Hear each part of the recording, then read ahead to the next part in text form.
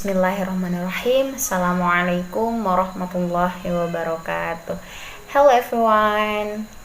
I'm Amalia, student of English Education Department 2019 in Alauddin State Islamic University of Alauddin of Makassar.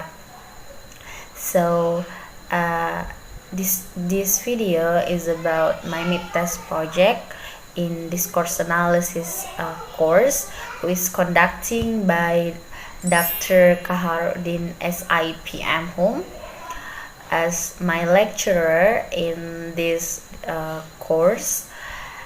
And the topic of the mid-test of my mid-test is the scope of discourse analysis. So I'm going to deliver my explanation of the scope of discourse analysis, and to do that there are 3 subtopics according to the main topic. So the first one is the urgency of studying discourse analysis in ALT. Second is discourse analysis and English language teaching. And the third is the scope of discourse analysis. So without any further ado, let's jump right to the video.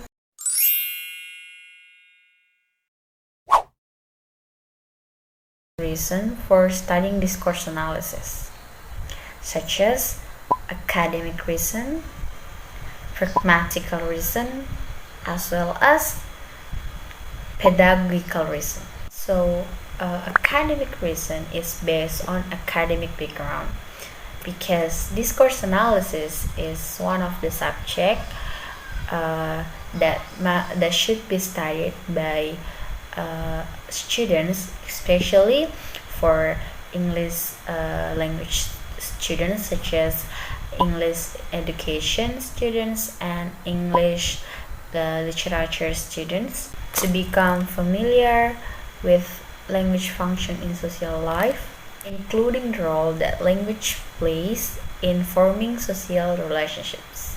Okay, second is pragmatical reason.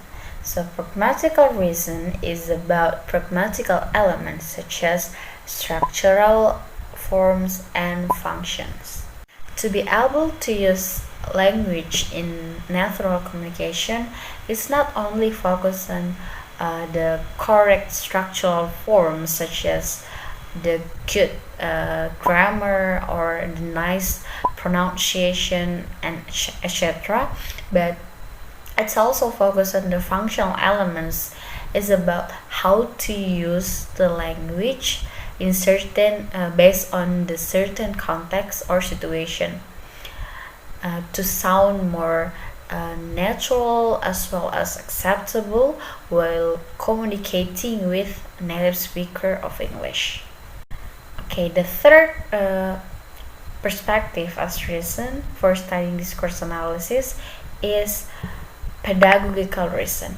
So pedagogical reason is about the way of teaching of the teacher to create their students' communicative competence. So creating communicative competence means teaching learners how to activate and use their knowledge of language, such as phonetic and phonology, morphology, syntax, semantic, as well as pragmatic, in functional and social contexts when communicative events take place.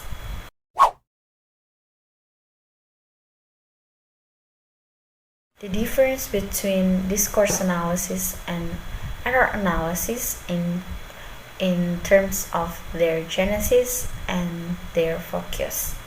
Let's talk about the genesis first. So the genesis of discourse analysis is based on the term of functionalism theory. The functionalism theory refers to an approach to language study that focuses on the functions performed by language use. In functionalism theory, language is seen as a communication system that combines form as well as function. So it is a knowledge that learners must acquire. And the next is the genesis of error analysis. So the genesis of the error analysis is based on the term of structuralism theory. So structuralism theory is a theory that was developed by a Swiss linguist, namely Discourse. So, and the goal of this theory was to look at language as a static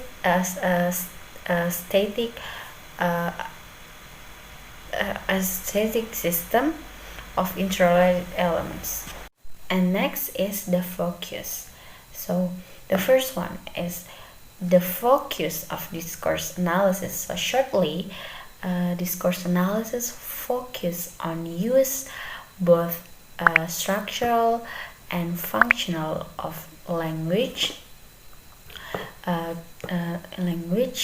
when communicate with native speaker to be able to produce a natural communication, just like the way a native speaker of English is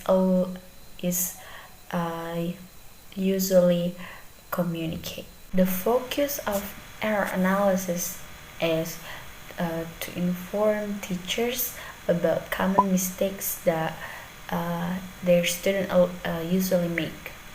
So the teacher must pay attention and ensure that their student didn't make any mistakes or error while speaking of the target language, such as English in this context. So unlike the discourse analysis before, that it's focused on how to use the language based on social thoughts and situation or certain context or situation, but in our analysis it's kinda stiff. So the students are forbidden to make any errors when they are produced or when they are speaking their language. In this term is English. So, and the teacher must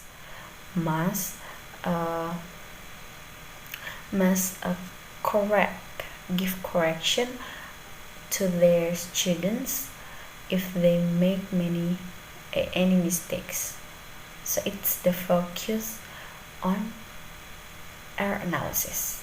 That's why it's called error analysis, because it's the process of analyze the error that students make.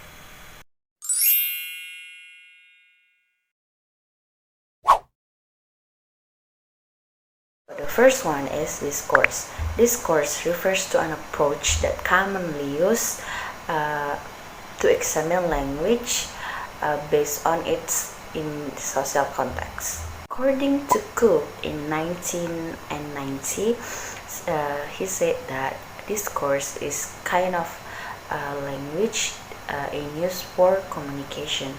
And according to Skifrin in 1994, he said that discourse is the study of any aspect of language use. And according to those definitions from the experts, there are three similar concepts that we could identify.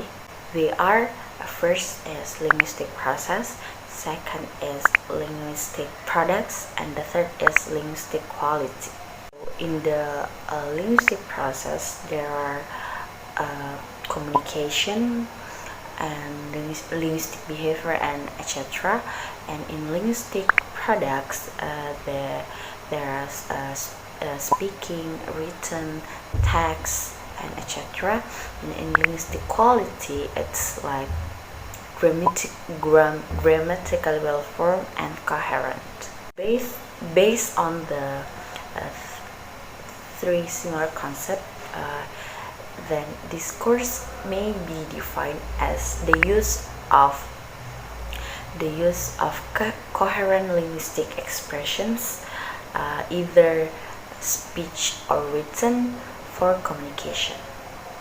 About discourse analysis, according to the expert McCarthy in 2002, describes that discourse analysis is the interrelationships between language and its context. And according to Tan in 2014, he said that discourse analysis, sometimes defined as the analysis of language beyond the sentence, and it's concerned with the study of grammar, such as sound, phonetic and phonology, and parts of words such as morphology, meaning, semantics, and as well as structure of sentence, which is called as syntax. And according to those expert definitions, at least there are four important things that should be noted. The first one is linguistic analysis, to describe, to identify, or to attempt a study in language process such as language use and the organization of language, in linguistic products such as written text, spoken interaction, interpretation of text and talks, language form, and as well as a language function. And for linguistic quality, it's based on meaningful and significant. And from the four components that have been mentioned, that we may define discourse analysis as attempts to analyze the organization of language use in terms of written text and spoken interactions, to identify the significance of language forms as well as language functions. Teaching may be defined as the way of or the process of imparting knowledge or skill to the group of students by applying three main stages. They are planning, implementing, and as well as evaluating. If the notion of teaching brought into the English language teaching, then we may define English language teaching as the way or the process of imparting knowledge of English to the group of students whose the first language is not English, by applying three main stages. They are pre-teaching or planning, while teaching or implementing, and the last is post-teaching or evaluating. The relationship between discourse analysis and English language teaching, to answer this question, is we have to look at two important things. The first one is the trend of VLT. It's based on theoretical perspective, and second is based on the trend of VLT in Indonesia is factual perspective. So, according to it in 2010, most English teachers tend to teach their students English by lacking isolation of its use.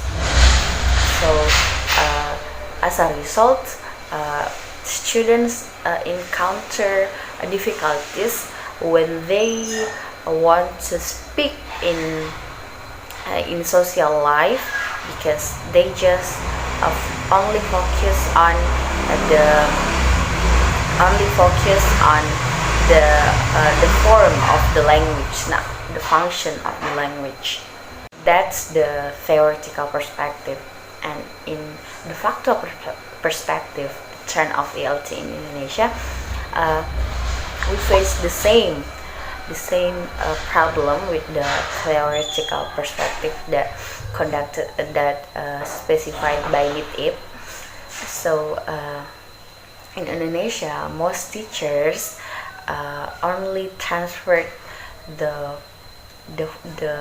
structural form to their students and lacking of transferring the context or the functional elements to their students. So we may speak grammatically correct and we may have the good pronunciation, but we lack of the context. We lack the function of language should be used in certain situation or in certain context. And to deal with the facts, the teachers should be when teachers of English teaching their student, they should be focused on both structural form as well as the functional form. So it's not only focused on the well grammatically correct or the nice pronunciation, but it's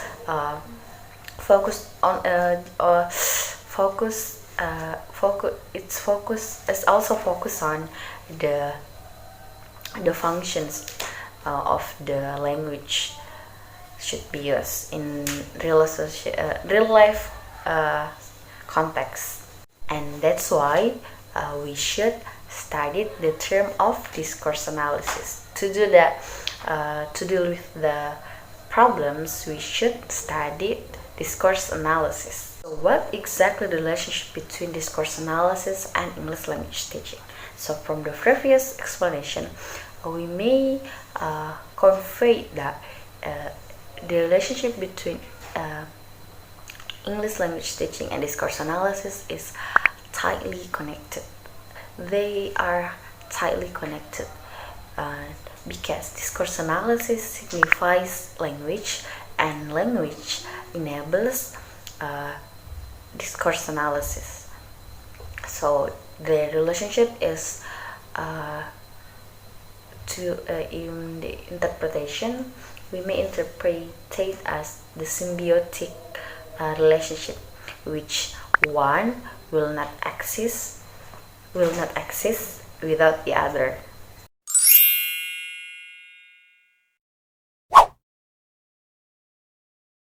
Spoken discourse is the part of the scope of discourse analysis. So basically, discourse analysis consists of two parts. They are spoken as well as written discourse. So in a spoken discourse, there are three ideas concerning the idea of spoken discourse. The first one is a language is verbally used by using speech in communication. And the third is it represented the term of speaking. So by understanding the speaking means to understand spoken discourse as well. So according to research in 2008, people use speaking to employ three major functions. The first one is speaking as interaction. We usually found these types of speaking in conversation. The second is speaking as transaction. So we usually found this type of speaking in debate or in discussion. And for the third is speaking as performance, and we usually found this type of speaking in when we deliver speech or when we doing a presentation. So the difference between classroom conversation and casual conversation.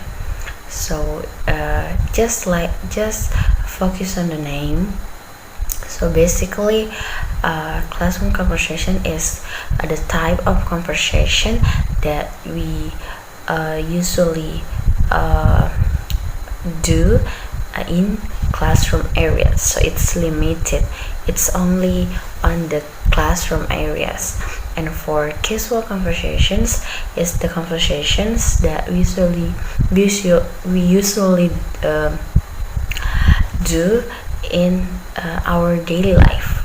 So that's I think the basic difference between between classroom conversation and casual conversation.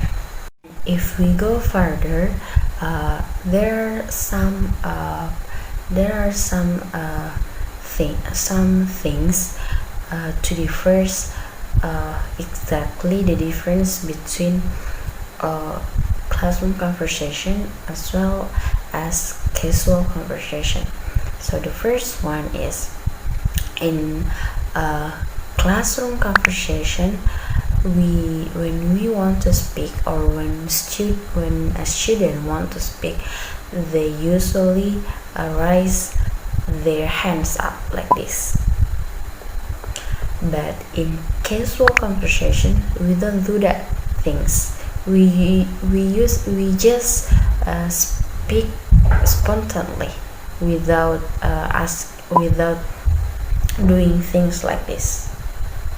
And second difference is according to Barnes in 1971, he said that in classroom conversation, teacher usually do not ask their student for the if they don't know the answer of the questions. But in casual conversations, people usually ask or give a question for something that they don't know for sure and they want to know it. According to the Lemon in 1976, in classroom conversations, a teacher are expected to give follow-up, like some pupil response or evaluation. For example, the response will be like if their student for example, if their students have answered the teacher's question and they give a pupil response by saying, "Oh, good girl," or maybe, "Yeah, nice answer," like that. But in casual conversations, we rarely found that things. It's like it's a little bit quiet of place in casual conversation. According to Sachs in 1974, in casual conversation, there exists quite a complicated term that called machinery. Complicated machinery for ordering a speaker turns sequentially. So it's quite rarely to decide who will speak next or who for how long. But in casual conversation, the teacher usually have decided and have arranged who will speak next and for how long they will speak. And according to Sinclair and Coulthard in 1975, in classroom conversation, there are terms of tripartite structure, such as the teacher give initiation, and then the pupil response, as well as kind of the feedback or evaluation. And in the feedback or evaluation, a teacher may decide that the pupil response it's wrong or it's wrong or true. So if it's wrong, the students have to answer again. But in casual conversation, it sounds strange to do that.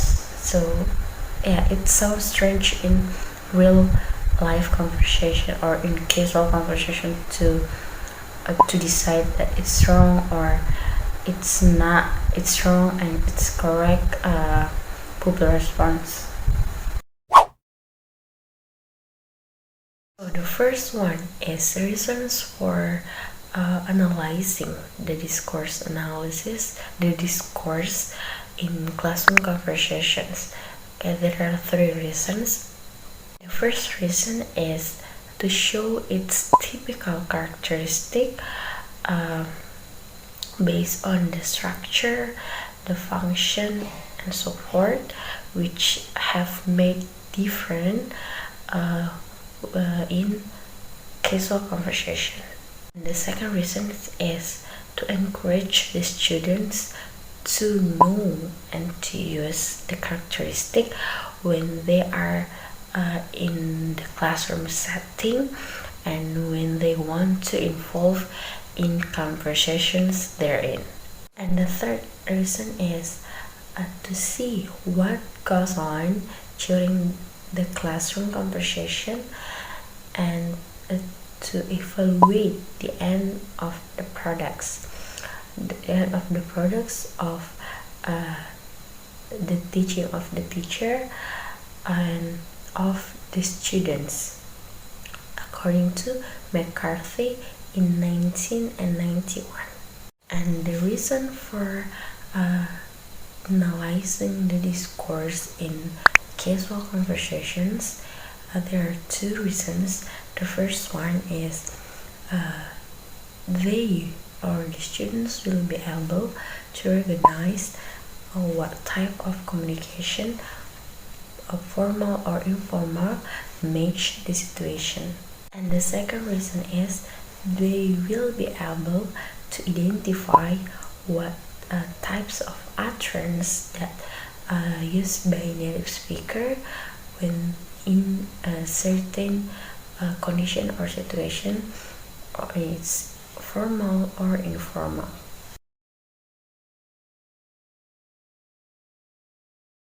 According to Sinclair and Coulthard in 1975, so they found patterns that called IRF. So IRF, it's commonly used of native speaker of English when doing a conversation.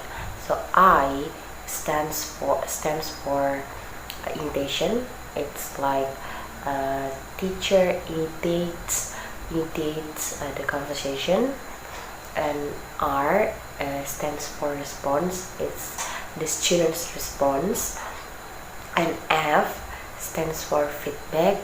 It's the follow-up from the teachers. So let's look the example by watch this video. Okay students, today let's learn some vocabularies that we will find in the classroom.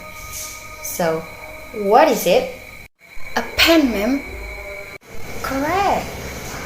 Yeah, it is a pen. Good, Daisy. Nice. From the example of the previous video that we have seen, it's clearly seen that there is pattern of IRF in the video before. The teacher initiates the conversation by saying, "Okay, students," and ends up by asking question about something. What is it? And it means that the initiation function as ask. The student then answer the question by saying, "A pen, ma'am." So the response function as answer. Then the teacher giving feedback by saying correct, and giving comment, yes, it is a pen. Good, Daisy. Nice. So the feedback function in this term as comments. According to Coulthard in 1988, he carried on analysis on casual conversations and found that the discourse pattern, which is IRF, it also exists in casual conversation, but unlike the it's kindly a bit different with the functions from the classroom interaction. So let's see the example by watch this video. Are you busy? Why? I'm going for a drink. And I've got exams tomorrow. Oh, that's too bad. The analysis from the video can be illustrated this way. Are you busy? Why? I'm going for a drink. And I've got exams tomorrow. Oh, that's too bad. After the analysis, the exchange structure can be labeled with I, R or I, R, and F, according to Coulthard in 1988. The analysis of discourse move or function can be illustrated as follows.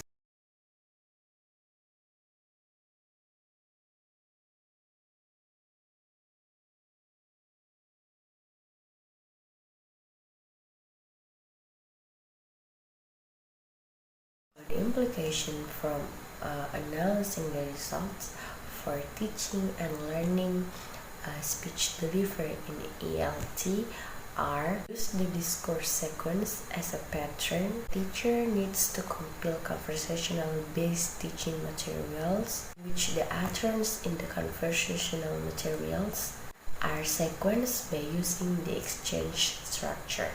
Use the utterance from the data as natural language expressions can be used to perform particular functions in the conversation materials. Use the internal structure to determine turns in the conversation.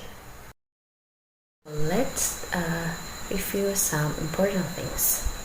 So in the previous video, I have explained about the urgency of studying discourse analysis. So basically, there are 3 reasons for studying discourse analysis in ELT. They are academic reasons, pragmatical reasons, as well as pedagogical reasons.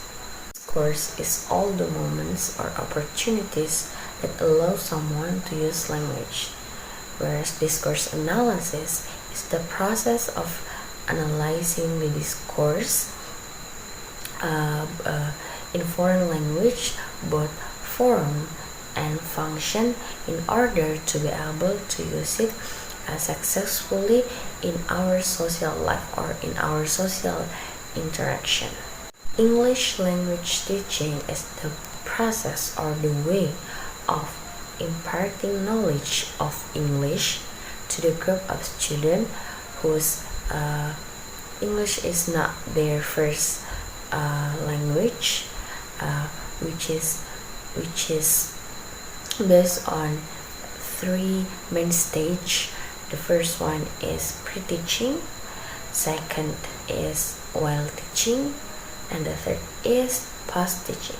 And the relationship between discourse analysis and ELT are tightly connected, where discourse analysis signifies language, and language enables the term of discourse analysis.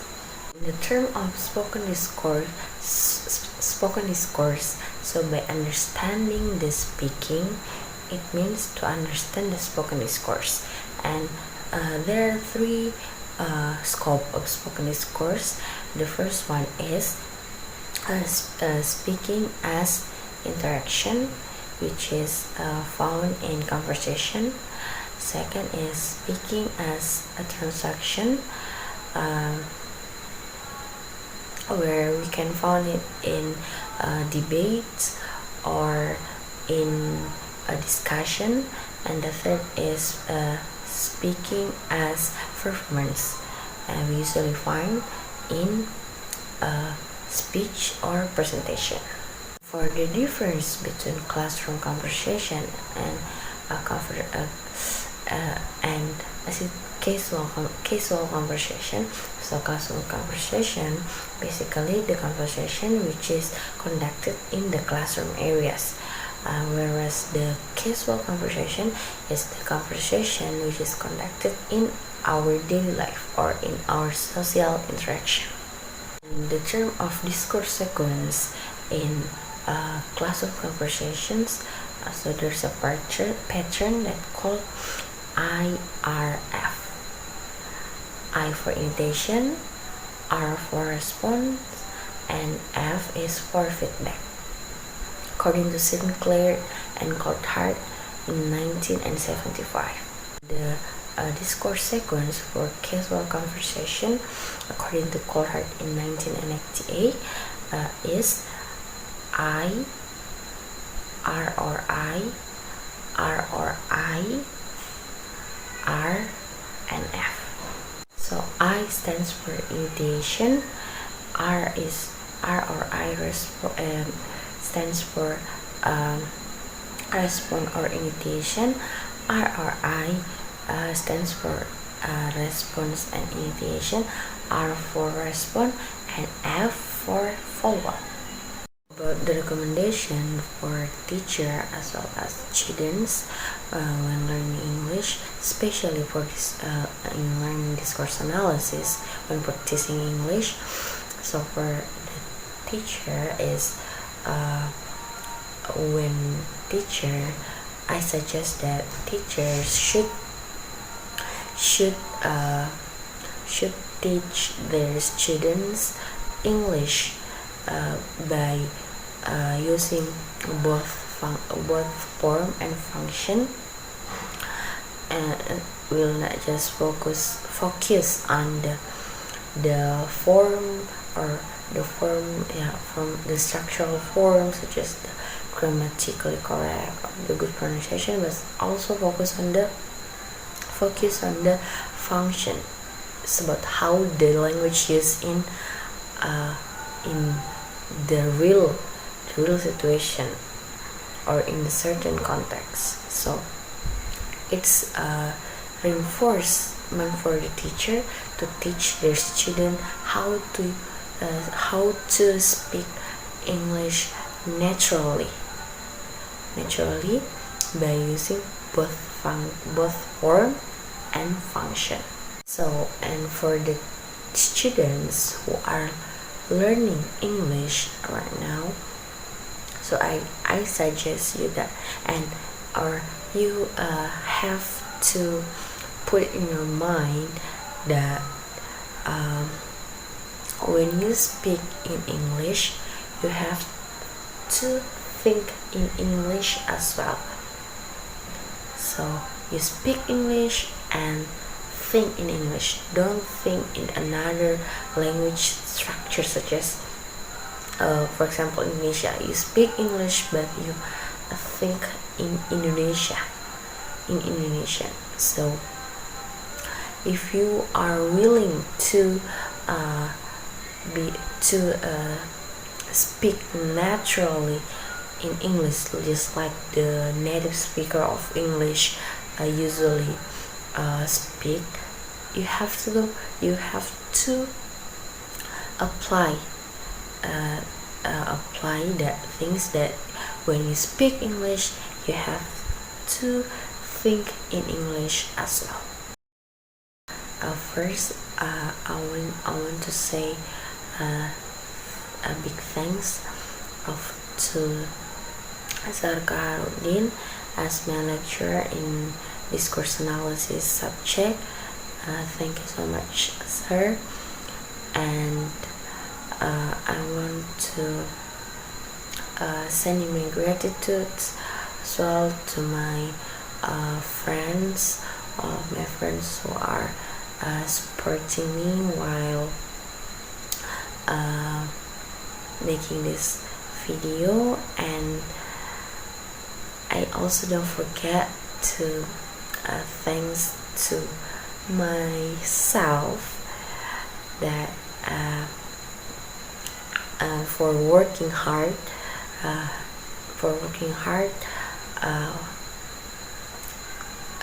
making this video and edit in by my own self. So yeah, good job. I think that's all for my explanation about the scope of discourse analysis in my mid-test project. Thanks for watching, and the last I say, wabillahi taufiq wal hidayah. Wassalamualaikum warahmatullahi wabarakatuh. Bye bye.